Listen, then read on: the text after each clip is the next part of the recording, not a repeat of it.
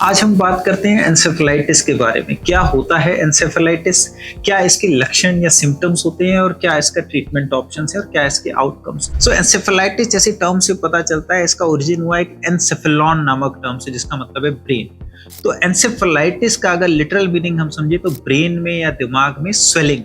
Encephalitis के बहुत सारे रीजन हो सकते हैं। मोस्टली जो इसका रीजन होता है वो होता है इन्फेक्शन, और वो इन्फेक्शन बैक्टीरियल, वायरल या पैरासाइट्स कुछ भी हो सकते हैं। इसके अलावा दूसरे और भी कारण होते हैं जैसे metabolic toxic, but mainly infection.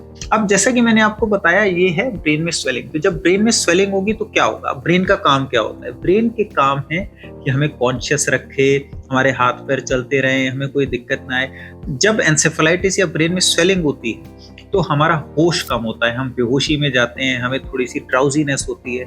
अगर ये जब बढ़ता है तो ब्रेन में स्पार्किंग वगैरह होते हैं, डिस्चार्जेस होते हैं, जिसकी वजह से हमको मिर्गी के दौरे आ सकते हैं। जब और ज्यादा ये बढ़ती है तो उसकी वजह से हमारे सांस लेने में, हमारे हार्ट में, इन सब में प्रॉब्लम आ सकती है।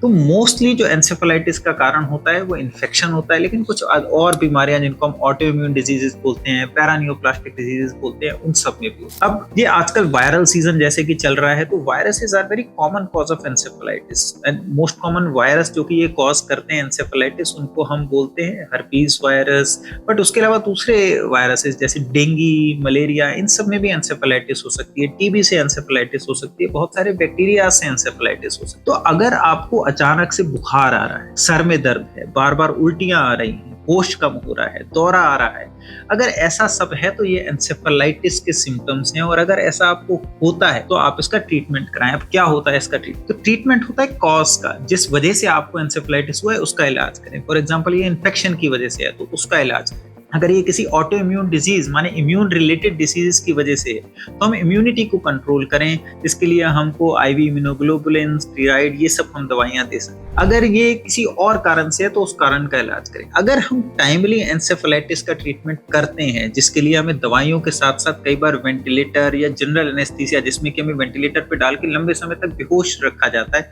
उसकी भी जरूरत पड़ सकती है। तो अगर हम टाइमली ट्रीटमेंट कराते हैं तो मोस्टली पेशेंट्स एंसेफेलाइटिस के बहुत अच्छा करते हैं, लॉन्ग टर्म में पूरी तरह से ठीक हो जाते हैं। लेकिन अगर इसमें ट्रीटमेंट थोड़ा सा डिले हो और जिसमें कि हमें दौरे बार बार आते रहें और हमारा ट्रीटमेंट डिले हो जाए, तो वो ब्रेन को परमानेंटली डैमेज कर सकता है, जिससे कि लॉन्ग टर्म में सीक्वली हो सकते हैं कि पेशेंट पूरी तरह से याददाश्त नहीं रख पा रहा है, या उसके हाथ पैर में कमजोरी आ गई है, या दौरे कंट्रोल नहीं हो पा रहे हैं। तो इसलिए बहुत जरूरी है, अगर आपको एंसेफेलाइटिस रिलेटेड कोई सिम्टम्स आते हैं तो आप जल्दी से जल्दी न्यूरोलॉजिस्ट से कंसल्ट करें, because he is the best doctor जो कि एंसेफेलाइटिस का क्या कारण है उसको डायग्नोज करके आपका प्रॉपर ट्रीटमेंट करें। Thank you very much.